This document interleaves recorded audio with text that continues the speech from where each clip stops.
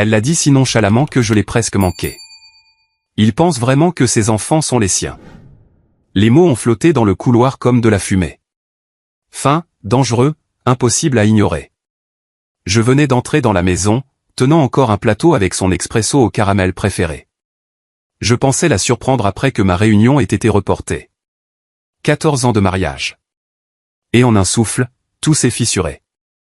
Le genre de fissure qu'on n'entend pas tout de suite, mais qu'on sent se propager à travers les os de sa vie.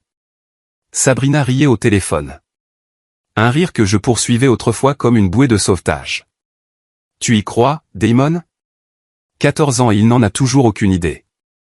Je suis resté figé, le cœur griffant ma cage thoracique, le souffle retenu en otage dans ma gorge. Derrière le mur, j'ai entendu sa voix se transformer en quelque chose de plus froid. Charles est l'imbécile parfait. On le dit tout le temps, n'est-ce pas ? Cette phrase ne m'a pas seulement brisé. Elle a réécrit l'histoire que je pensais vivre. C'est à ce moment-là que j'ai arrêté de respirer. Non pas parce que je ne voulais pas en entendre plus, mais parce qu'une partie de moi le savait déjà. Je n'avais simplement pas été assez courageux pour l'admettre. La tasse a tremblé dans ma main. Je pouvais sentir la chaleur s'infiltrer à travers le carton, me brûlant la paume. Mais je n'ai pas bronché. La douleur était un bruit de fond. Les vrais dégâts se produisaient plus profondément, là où l'amour vivait autrefois. Et ce que j'ai entendu ensuite a mis le feu à ce qu'il en restait. Non, je ne me sens pas mal, a-t-elle poursuivi. Il était toujours trop occupé à construire cette entreprise. Il a manqué tous les signes. Les enfants lui ressemblent assez pour que ça passe. Puis sa voix s'est adoucie. Plus douce, presque suave. Damon a toujours été le bon. Je crois que j'ai cessé d'exister à ce moment-là. Pas mort, mais plus vivant dans le monde que je connaissais. La tasse a glissé, a heurté le sol, s'est brisée. Pas assez fort pour qu'elle l'entende, mais assez fort pour moi. Je suis sorti à reculons lentement, chaque pas plus lourd que le précédent. Je ne l'ai pas confronté. Je n'étais pas en colère, je n'ai pas fait irruption, je ne lui ai pas arraché le téléphone des mains. J'ai fait pire. Je suis resté silencieux. Je suis parti avec les morceaux de moi-même qui se fissuraient encore dans ma poitrine. J'ai nettoyé le café renversé, j'ai essuyé mon poignet et je suis entré dans la cuisine comme si je n'étais pas mort derrière ce mur du couloir. Elle a levé les yeux, surprise. « Et, tu es en avance ?» a-t-elle gazouillé, se penchant pour m'embrasser sur la joue. Ce même baiser que j'avais reçu 1000 fois auparavant. Seulement cette fois, il m'a brûlé, et j'ai souri à travers, comme un homme qui apprend à mentir à son tour à la personne qu'il avait maîtrisée. « Ça va ?» a-t-elle demandé. J'ai hoché la tête. « Où sont les enfants ?» ai-je demandé, la voix calme. « Chez maman » a-t-elle répondu. « Tu m'as pris mon préféré ?» Ses yeux se sont illuminés. J'ai souri, jouant le jeu, je l'ai fait tomber comme un idiot dans le couloir. Elle a gloussé et m'a taquiné pour ma maladresse. J'ai ri aussi, non pas parce que c'était drôle, mais parce que maintenant, je savais quelque chose qu'elle ignorait. Le jeu avait changé, et je ne jouais plus pour survivre. Je jouais pour gagner. Ce soir-là, je me suis assis dans mon bureau, regardant les photos de notre famille. Sabrina, la tête posée sur mon épaule. Tyler et Zoé souriant sur une plage en Floride. Je me souviens avoir pensé que j'étais l'homme le plus chanceux du monde lorsque nous avons pris cette photo. Maintenant, les sourires semblaient mis en scène. La chaleur semblait fausse. J'ai étudié les visages comme un étranger examinant un dossier, essayant de trouver où le mensonge avait commencé. Me demandant depuis combien de temps j'étais endormi dans le scénario de quelqu'un d'autre. J'ai sorti un bloc-notes, j'ai écrit 2 mots, test ADN. J'ai regardé la brosse à cheveux de Zoé sur le comptoir. Puis j'ai écrit un autre mot. Preuve. Je ne cherchais pas à tourner la page. Je cherchais la vérité. Je n'étais pas prêt à perdre ma famille. Mais je ne pouvais pas non plus rester dans un mensonge. Pas après ce que j'avais entendu, parce que l'amour sans vérité n'est que de la manipulation dans une plus jolie robe. Le lendemain matin, je me suis tenu près de la porte de leur chambre avant même que le réveil ne sonne. Je les ai regardés dormir pendant un long moment. Tyler, la bouche légèrement ouverte, emmêlée dans ses couvertures. Zoé, recroquevillée comme un chaton, serrant son lapin en peluche usée. J'avais embrassé ses fronts 1000 fois. Je m'étais assis à côté d'eux pendant les fièvres, les projets scolaires, les peines de cœur. Et maintenant, avec un appel téléphonique surpris, j'étais soudain quoi? Un remplaçant? Un imbécile dans un costume étiqueté « Papa ». Je suis entré doucement et je me suis agenouillé à côté de Zoé. Ma main a effleuré une mèche de cheveux sur sa joue. Elle a remué, a cligné des yeux, puis a souri. « Papa » a-t-elle marmonné. Sa voix était douce, enrobée de sommeil, sans méfiance. J'ai senti ma gorge se serrer alors que je chuchotais. « Bonjour, ma chérie. » Elle a enroulé ses bras autour de mon cou et a soupiré sur mon épaule. « Tu sens le café » a-t-elle murmuré. J'ai ri sous cape, la voix épaisse. « Ah oui ?» Elle a hoché la tête. Quelque chose a monté au coin de mon œil. Et à ce moment-là, je l'ai serré fort dans mes bras. « Tu serres trop fort, papa » a-t-elle dit. Mais je ne pouvais pas la lâcher. Pas tout de suite. Parce qu'à ce moment-là, j'ai réalisé quelque chose de terrifiant et de magnifique. Je n'étais peut-être pas son père biologique, mais j'étais toujours son protecteur, son repère, son super-héros. C'est moi qui suis resté sous la pluie avec elle quand elle avait peur du tonnerre. Celui qui l'a portée de la voiture après qu'elle se soit endormie, et aucun test ne pouvait effacer cela. Je me suis reculé et j'ai souri. Je m'entraîne juste à être ton super-héros à nouveau. Elle a gloussé, s'est frotté les yeux et a chuchoté, tu le es déjà. J'ai embrassé son front et je suis sorti de la pièce. Mais au moment où la porte s'est refermée, les larmes sont venues, rapides et brutales. Sans un bruit, juste un chagrin à bout de souffle. Le genre de chagrin qu'on ne peut expliquer à personne parce qu'il vit trop profondément, trop silencieusement. Ce soir-là, nous avons dîné comme si rien n'avait changé. Sabrina a fait des lasagnes maison, comme si les recettes pouvaient reconstruire la confiance. Tyler a parlé d'une sortie scolaire au musée. Zoé a raconté une blague à laquelle Sabrina a ri si fort qu'elle a failli s'étouffer avec son vin. Je me suis assis en face, souriant, hochant la tête, jouant un rôle. Chaque geste chorégraphié, chaque rire répété. Je ne jouais pas seulement un rôle. Je le réécrivais. À un moment donné, Sabrina a tendu la main sur la table, a pris la mienne et a dit « Tu as été silencieux ces derniers temps. Le travail te stresse encore ?» Je l'ai regardé droit dans les yeux et j'ai forcé le sourire le plus aimable que je pouvais invoquer. Je réfléchis beaucoup ces derniers temps. « À quoi ?» a-t-elle demandé. J'ai fait une pause. J'ai laissé le silence s'étirer, puis j'ai dit « À ce qui compte vraiment. » Elle a serré ma main et a souri, pensant que je m'adoucissais. Mais je n'étais pas doux. J'étais en train de m'aiguiser. Cette nuit-là, après que les enfants soient au lit, je suis retourné dans le couloir, à l'endroit même où je m'étais figé la veille. J'ai regardé le sol. La tache de café avait déjà été nettoyée, mais dans mon esprit, elle était toujours là, comme une tache de sang que je suis le seul à voir. C'est là que ma vie s'est fissurée. Silencieusement, violemment, définitivement. Je suis resté immobile. Non pas parce que je ne savais pas quoi faire ensuite, mais parce que je le savais. Je n'avais pas fait tomber le café. J'avais fait tomber l'illusion. 2. La lumière du matin était douce, mais elle faisait mal. J'ai fixé mon reflet dans le miroir de la salle de bain, essayant de reconnaître l'homme qui me regardait.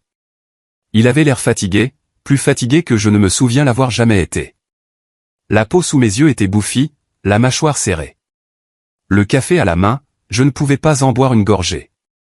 Chaque gorgée était comme de l'eau sur une peau brûlée. Amer, brûlant. Dans ce silence, j'ai pensé, c'est le goût de la trahison. Au travail, j'ai agi machinalement. Email, feuille de calcul, réunion, tout le monde souriant, les affaires comme d'habitude. Mais mon esprit revenait sans cesse à ce couloir, à la voix de Sabrina. Toujours cette voix. Il pense toujours que ses enfants sont les siens. Je me la suis repassée en boucle. J'ai écrit au détective privé, j'ai demandé les heures de ses visites à cet appartement. J'ai demandé des relevés bancaires montrant des paiements importants à l'entreprise de Damon. Plus je creusais, plus les contours de son plan se révélaient. Ce n'était jamais juste une liaison.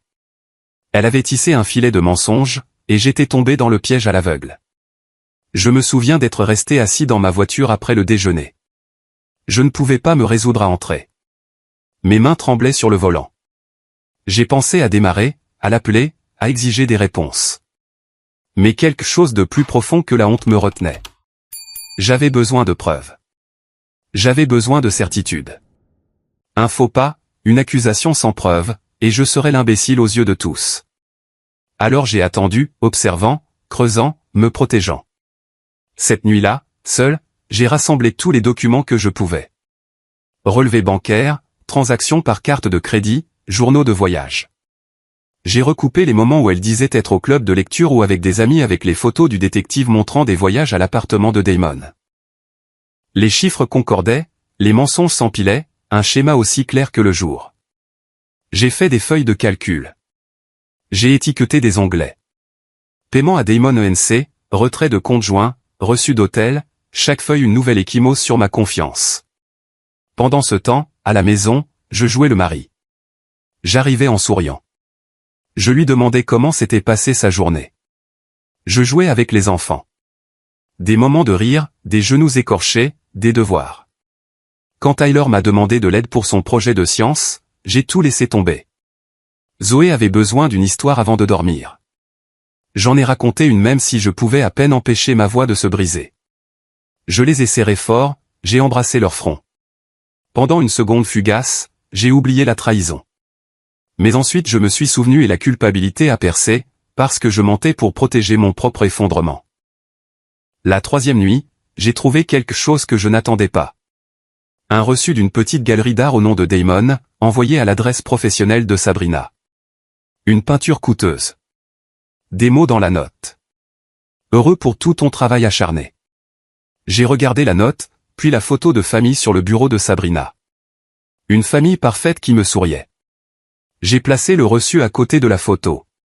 Il ne correspondait pas. Pas dans mon esprit. J'ai à peine dormi. Le lit semblait vide. Sa respiration à côté de moi semblait trompeusement paisible. Je suis resté éveillé à écouter sa poitrine se soulever et s'abaisser. Essayant de me souvenir comment j'avais autrefois confiance en ses battements réguliers. Pensant au rire de Tyler dans la cuisine, à la douce main de Zoé dans la mienne, à tous les moments que je tenais pour acquis parce que je les croyais vrais. J'ai repassé le rire de Sabrina. C'est l'imbécile parfait. Je me suis accroché à ces mots. Je les ai laissés me brûler. Je savais ce que je devais faire ensuite. Tout a changé quand le détective m'a envoyé la vidéo. Sabrina partant à minuit avec des sacs de course, portant un de mes vieux sweats à capuche, entrant dans l'appartement de Damon. L'horodatage brillait. 23h47, j'ai mis sur pause, j'ai regardé sa lèvre se retrousser quand elle pensait que personne ne la voyait, j'ai regardé Damon ouvrir la porte et l'accueillir avec un baiser qui n'était pas caché. Mon cœur a cogné. Si la trahison est silencieuse, ceci était le cri. De retour à la maison, j'ai verrouillé la porte d'entrée un peu plus soigneusement. J'ai commencé à prêter attention aux détails que j'ignorais auparavant. L'essence supplémentaire sur la voiture de Sabrina, les textos tard le soir, les appels téléphoniques critiques qui se terminaient quand j'entrais dans la pièce. J'ai mémorisé son emploi du temps. J'ai observé comment Damon se présentait les week-ends sous prétexte d'aider avec des fournitures. J'ai tenu des journaux. J'ai nommé chaque mensonge. Je les ai collectés comme des pierres.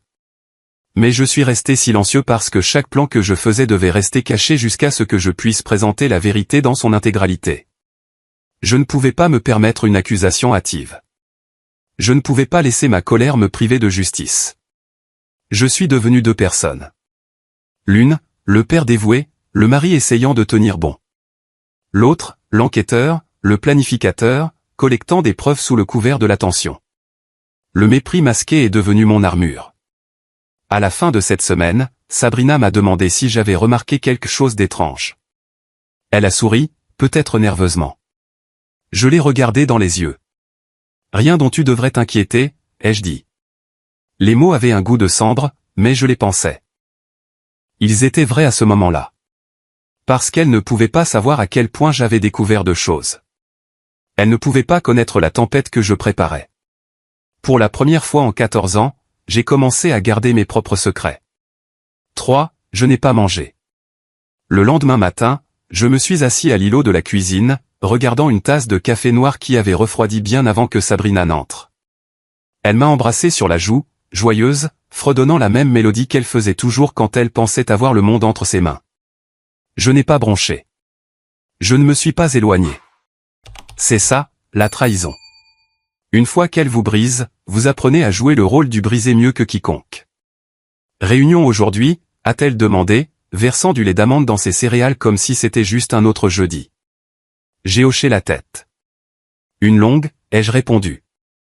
Ma voix n'a pas tremblé. Mes mains n'ont pas tremblé. J'avais répété cette partie. Elle m'a souri comme si nous étions toujours une équipe. Comme si 14 ans ne venaient pas de s'effondrer à mes oreilles hier. Ce sourire me réconfortait autrefois. Maintenant, il semblait être du poison mêlé de nostalgie. Elle m'a dit de me ménager. Peut-être qu'on fera ce week-end en amoureux, a-t-elle dit, assise en face de moi. Juste nous. Sans distraction. J'ai souri. Ça a l'air parfait. Mais dans ma tête, j'étais déjà en train de transférer des titres de propriété, de bloquer des comptes, de mettre en place des pare-feux juridiques qu'elle ne pourrait pas atteindre. Je ne planifiais pas une escapade. Je planifiais une évasion. Au bureau, je n'ai pas travaillé. J'ai appelé mon avocat. Je dois commencer à me protéger, ai-je dit. Aujourd'hui. Il a demandé ce qui se passait, et je lui ai donné les bases, juste assez pour qu'il comprenne. Je n'étais pas paranoïaque. Je me préparais à la guerre. Au cours des jours suivants, je me suis plongé dans les détails, créant une fiducie au nom de ma mère, transférant des propriétés une par une, déplaçant des investissements dans des SARL qui n'avaient aucun lien avec nos registres communs. Je n'ai rien signé sans une double vérification. Chaque clic du stylo semblait être un pas de plus loin d'elle et plus près de moi-même. À la maison, je suis resté le même. J'ai embrassé Sabrina pour lui souhaiter bonne nuit. J'ai aidé Tyler avec ses devoirs de mathématiques. J'ai brossé les cheveux de Zoé pendant qu'elle me parlait d'un livre qu'elle lisait. Je les ai bordés et j'ai murmuré, « Je vous aime ». Comme je l'ai toujours fait, parce que je le pensais. Rien ne changerait jamais cela. Pas un test, pas un mensonge, pas un nom sur un acte de naissance. Sabrina devenait audacieuse. C'est ce que la trahison fait à une personne qui pense qu'elle est en train de gagner. Elle a commencé à suggérer que je donne à Damon un rôle plus important dans notre projet immobilier. Il est bon avec les gens, a-t-elle dit. Tu es toujours dans ta tête, mon amour. Peut-être le laisser s'occuper des clients. Je lui ai souri. Tu penses vraiment que je suis si mauvais avec les gens? Elle a ri. Bien sûr que non. C'est juste que déléguer, ça aide. À l'intérieur, je bouillonnais. Elle ne se contentait pas de réécrire le récit. Elle construisait la suite. Mais je l'ai laissé parler. Je l'ai laissé se sentir en sécurité parce que bientôt, le sol sous ses pieds allait se dérober. Le détective m'avait envoyé des photos. Sabrina à nouveau à l'appartement de Damon. Cette fois pendant les heures de travail, des sacs de course à la main. Portant le pull que je lui avais acheté à Noël dernier. Celui qu'elle disait trop grand, mais dont elle ne s'était jamais débarrassée. J'ai regardé les images pendant 1 heure, zoomant sur le sourire qu'elle portait en entrant dans les bras d'un autre homme. Cette nuit-là, j'ai sauvegardé chaque fichier sur un disque privé. J'ai étiqueté des dossiers. Malversation financière, infidélité, surveillance, ADN. Je ne construisais pas un dossier. Je construisais un règlement de compte. Silencieux, chirurgical, final. Je ne voulais pas de vengeance. Je voulais de la clarté. Elle est arrivée plus tôt que prévu. 1 semaine plus tard, Sabrina a accidentellement laissé son téléphone sur le comptoir de la cuisine en prenant sa douche. Les notifications bourdonnaient comme des mouches autour d'une vérité en décomposition. Je l'ai ouvert. Pas de code, pas d'écran de verrouillage, juste de la confiance. Sa dernière erreur. Et ce que j'ai trouvé a confirmé ce que je craignais. Des textos à Damon. Il s'adoucit bientôt. Ne t'inquiète pas. Je vais lui faire suggérer le divorce. Une fois l'argent partagé, nous sommes libres. La rage n'est pas venue bruyamment. Elle est venue froidement. Je me suis rassis, le téléphone à la main, et j'ai laissé le silence m'envahir. Je n'étais plus Charles. J'étais autre chose. Un homme marchant dans une maison de miroirs, brisant chaque illusion, un reflet à la fois. Elle avait pris ma loyauté, ma paternité, mon amour, et les avait traités comme des jetons de négociation dans un jeu auquel je n'avais jamais accepté de jouer.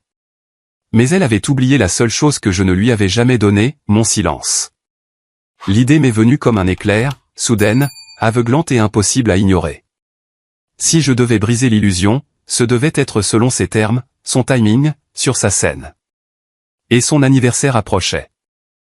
Sabrina l'avait planifié comme si c'était une sorte de gala royal. Elle voulait une fête, petite mais significative, selon ses mots.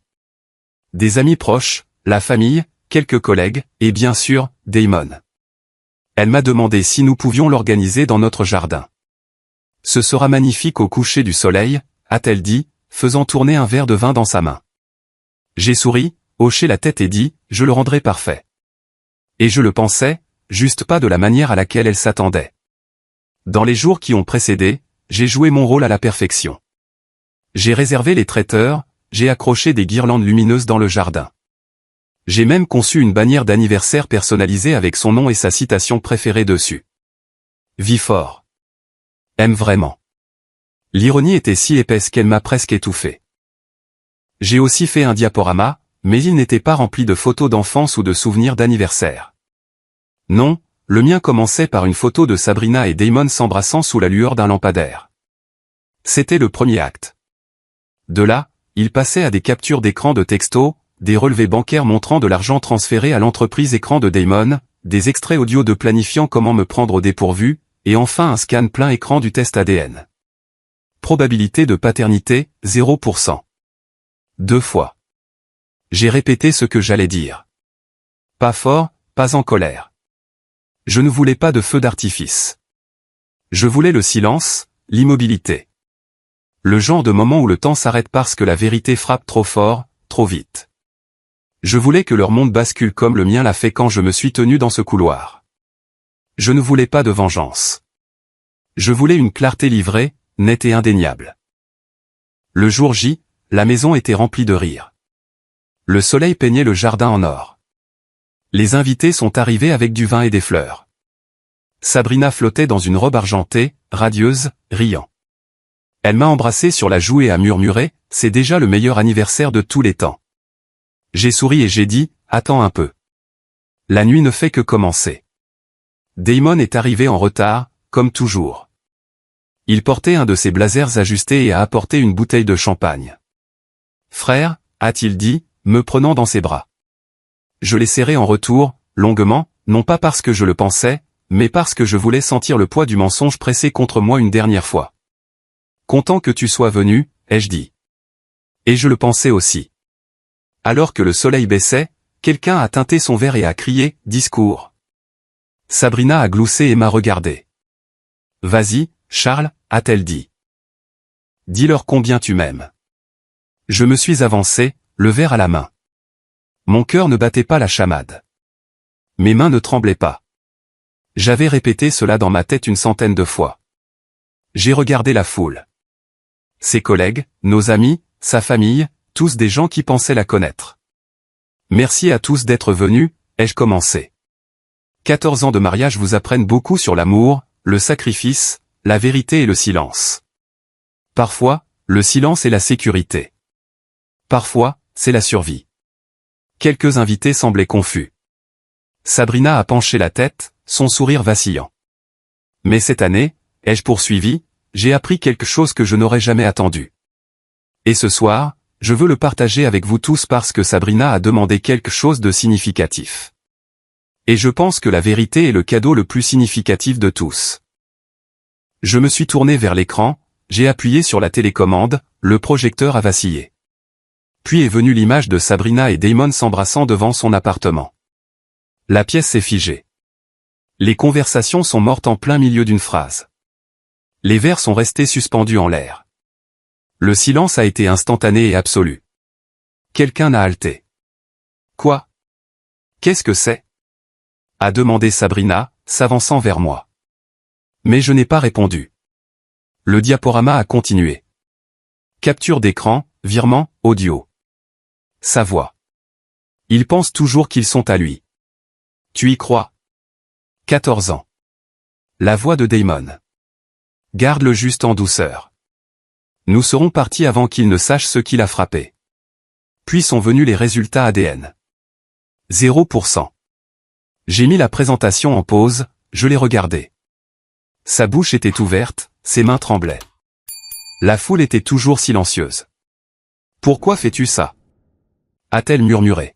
« C'est cruel. » Je me suis approché, non pas pour la réconforter, mais pour finir ce que j'avais commencé. « Non, ai-je dit. Ce que tu as fait était cruel. Ça, c'est de la clarté. » Elle a regardé autour d'elle, désespérée de trouver un allié. « Maman » a-t-elle appelé sa mère. « S'il te plaît, dis-lui d'arrêter. » Mais sa mère a secoué la tête lentement. Son cousin s'est levé et est sorti. Damon a essayé de s'avancer vers moi. « Charles, mec, parlons en privé. » Je l'ai interrompu. « Privé ? Comme ton deuxième compte bancaire ou l'entreprise écran que tu as créé avec elle ?» Les invités ont commencé à se sentir mal à l'aise. Quelques-uns se sont levés. Une femme a murmuré à son mari, « Allons-y, Sabrina pleurait maintenant. Tu as planifié ça. Tu m'as piégé. » Non, ai-je dit. Tu as préparé la scène. J'ai juste donné un siège au public.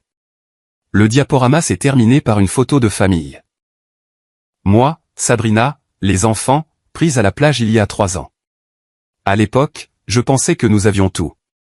Maintenant, ça ressemblait juste à une scène de crime, où l'amour est mort en silence. Je me suis reculé. L'air était lourd de jugement. Les yeux étaient sur elle, sur Damon. Personne ne me regardait plus, et j'aimais ça. Les invités ont commencé à partir rapidement. Personne ne voulait rester dans les décombres. Sabrina s'est assise lentement sur le bord d'une chaise de patio, les mains couvrant son visage. « Et maintenant » a-t-elle demandé, sa voix à peine audible. Je l'ai regardé, calme, froid, certain. « Maintenant » ai-je dit, « maintenant, nous allons découvrir ce qui se passe quand une menteuse n'a plus nulle part où se cacher. » 5. Le silence n'est pas toujours paisible. Parfois, il est plus fort que la rage. Ce soir-là, après le départ du dernier invité et que la porte d'entrée s'est refermée, la maison ne respirait pas. Elle est restée là, figée dans l'humiliation. Sabrina n'avait pas dit un mot depuis que la dernière diapositive avait éclairé l'écran du projecteur. Les résultats ADN, estampillés de cette vérité cruelle et indéniable, 0% de probabilité pour les 2 enfants. Elle n'avait pas bougé du seuil de la cuisine où elle avait reculé, un verre de vin tremblant toujours dans sa main. Je l'ai observé depuis les escaliers, sans triomphe, ni même colère. Je me sentais vide, comme si quelque chose avait été retiré de ma poitrine et remplacé par de l'air froid. Tout était immobile, mais en moi, il y avait un rugissement, silencieux, constant, impitoyable. Sabrina avait l'air plus petite maintenant, ratatinée sur elle-même, comme si la vérité avait fait s'effondrer sa colonne vertébrale. « Charles » a-t-elle finalement murmuré. Sa voix s'est brisée comme du bois sec. « Pourquoi m'as-tu fait ça ?» L'audace de cette question m'a presque fait rire, mais je ne l'ai pas fait. Je me suis tourné vers elle lentement, sans fureur, mais avec finalité. Ma voix était calme, stable, résolue. « Non, Sabrina. La question est, comment as-tu pu nous faire tout ça ?» Elle a fait un pas chancelant en avant, les yeux rouges et suppliants. L'arrogance avait disparu. Pas de sourire narquois, pas de jeu, pas de scénario. Juste de la panique maintenant. « J'ai fait une erreur » a-t-elle dit. J'étais confuse. Je n'ai jamais voulu.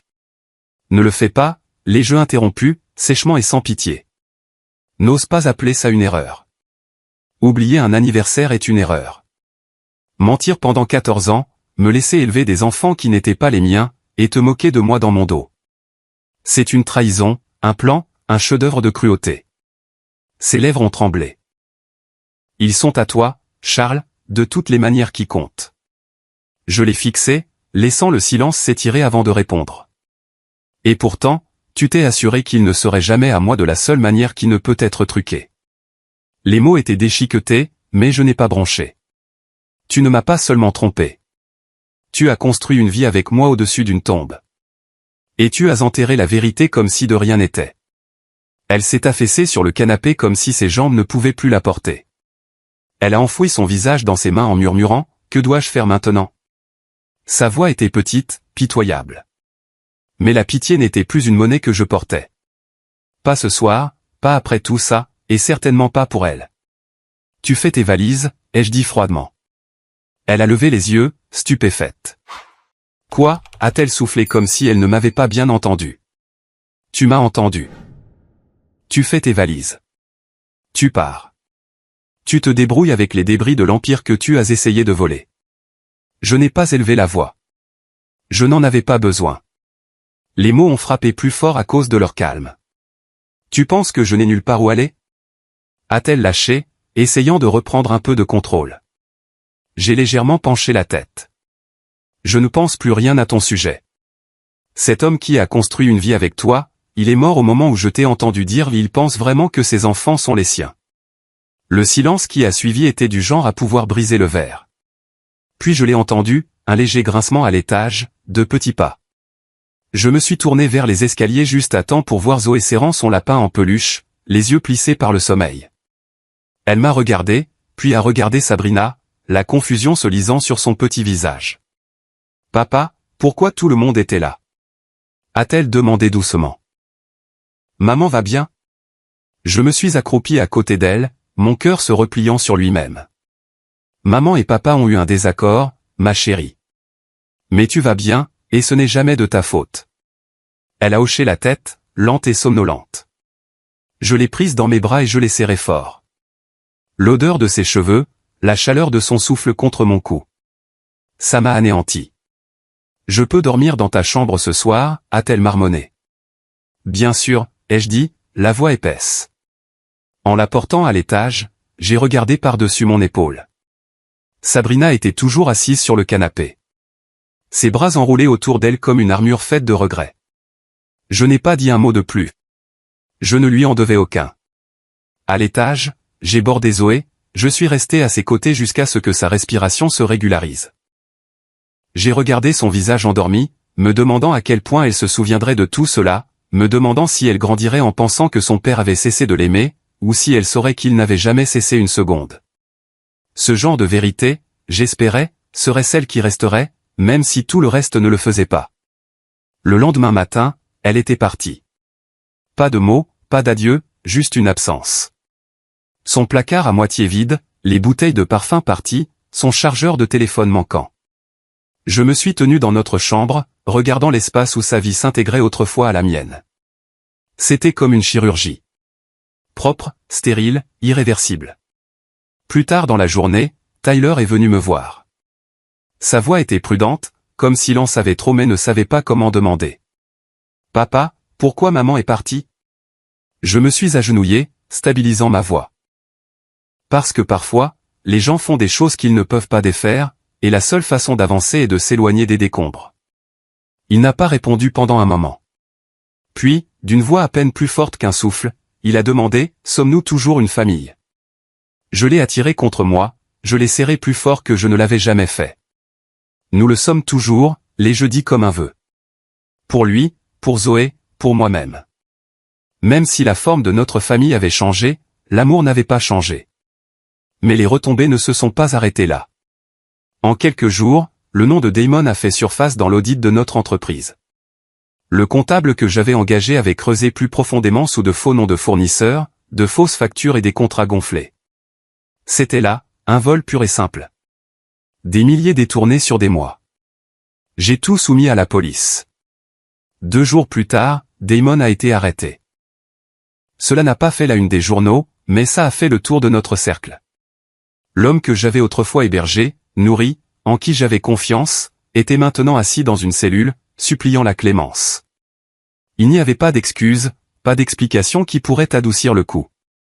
Il avait fait ses choix et maintenant il en subirait les conséquences. Et Sabrina, elle a essayé d'emménager chez sa sœur. Ça a duré 3 jours. Apparemment, la trahison ne passe pas bien, même en famille. Un ami commun m'a transmis son message.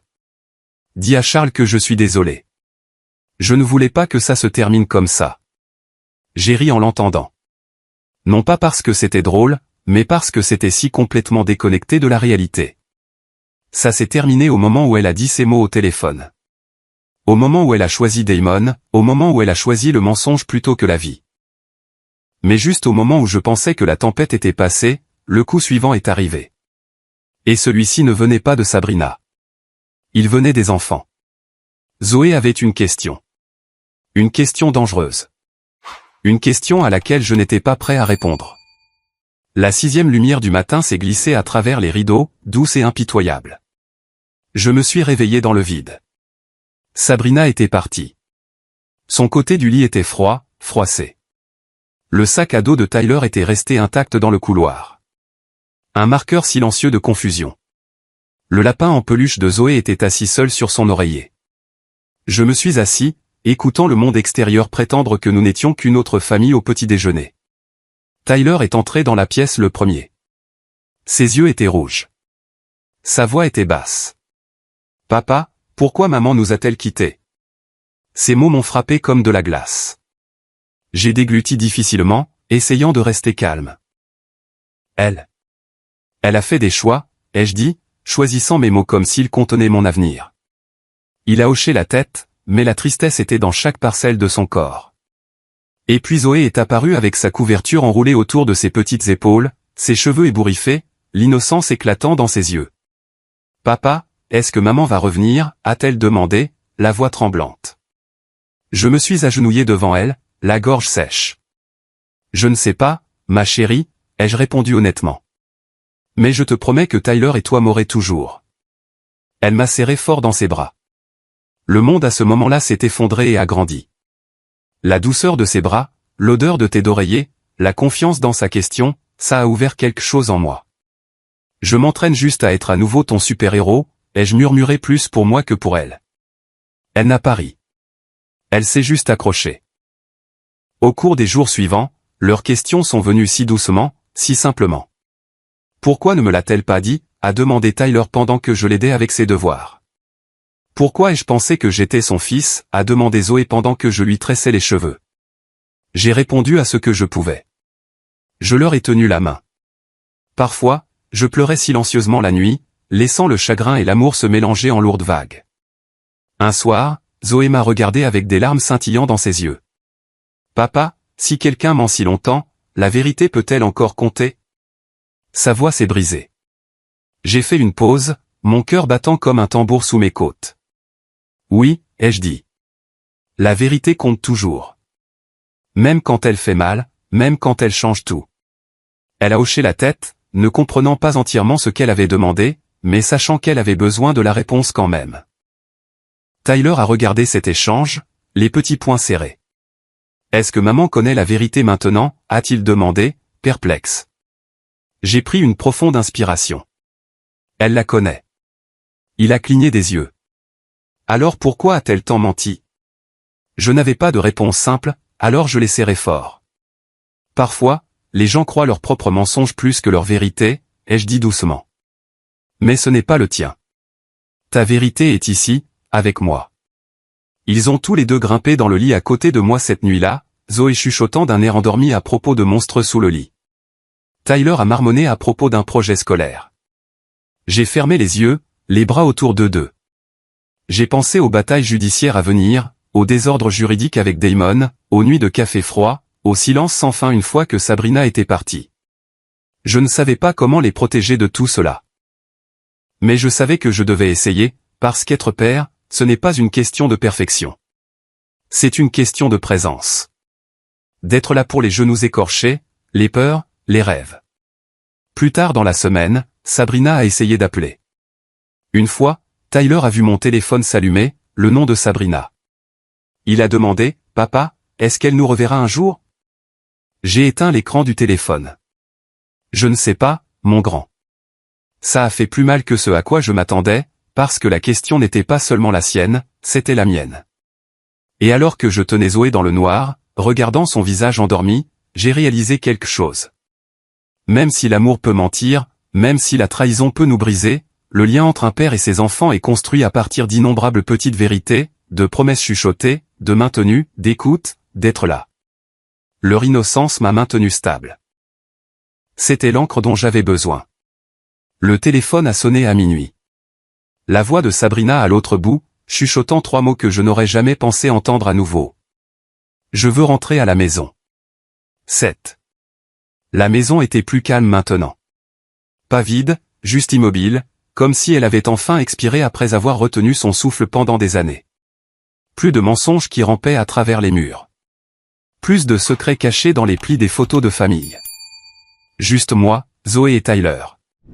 Reconstruire quelque chose de réel. Pas parfait, pas indolore, mais honnête. Je prenais mes matinées lentement, préparant les déjeuners, brossant les cheveux de Zoé, interrogeant Tyler avant l'école. Le chaos semblait pur, ancré. Il se disputait pour des céréales, laissait des chaussures partout, posait trop de questions. Et pourtant, dans tout cela, j'ai retrouvé un rythme. Une version de la paix que je n'avais pas connue depuis avant la trahison. Un après-midi, une lettre est arrivée, manuscrite. Pas d'adresse de retour, mais je reconnaissais l'écriture. Mon cœur s'est serré avant même que je ne l'ouvre. À l'intérieur, juste une seule page. Les mots de Sabrina serpentant sur le papier comme un regret essayant de se réécrire. Je suis enceinte. C'est le tien. Pas de salutation, pas d'excuses, juste une affirmation et un piège. Je suis resté assis là, tenant la lettre comme si elle pouvait s'enflammer. Ma femme connaissait autrefois chaque recoin de mon âme, chaque point faible. Elle pensait que cela annulerait tout. Mais elle ne savait pas ce que j'avais fait 9 mois avant que la vérité n'éclate. Silencieusement, seul. J'avais subi une vasectomie. Ce n'était pas une vengeance. C'était de la résolution. Une décision que j'ai prise lorsque le monde que j'avais construit s'est effondré. Je ne voulais plus de variables, plus de vulnérabilité. Je ne voulais pas d'un autre enfant né du doute. Ma femme pensait qu'elle pourrait déjouer la vérité. Mais la vérité a son propre timing, sa propre mémoire, sa propre justice. Ce soir-là, j'ai bordé Zoé et j'ai embrassé le front de Tyler. Je me suis tenu dans l'embrasure de la porte, les regardant dormir. J'avais perdu l'illusion. J'avais perdu le mariage. Mais je n'avais pas perdu la seule partie qui ait jamais compté. Une femme infidèle peut ruiner votre nom, votre paix, votre lignée. Mais pas votre âme. Elle reste, elle se bat, elle se reconstruit. J'ai plié la lettre lentement, les remises dans l'enveloppe et les rangées. Non pas par peur, mais comme preuve. Preuve que le passé ne peut pas réécrire le présent. Sauf si vous le laissez faire. Le lendemain matin, nous sommes allés au parc. Tyler a ri trop fort. Zoé m'a traîné jusqu'au balançoire. Le soleil semblait plus chaud qu'il n'aurait dû, et j'ai souri. Non pas parce que tout allait bien, mais parce que finalement, moi, j'allais bien. La justice ne crie pas toujours. Parfois, elle ferme simplement la porte doucement. Si cela vous a ému, abonnez-vous et continuons à dénoncer la trahison, une histoire à la fois.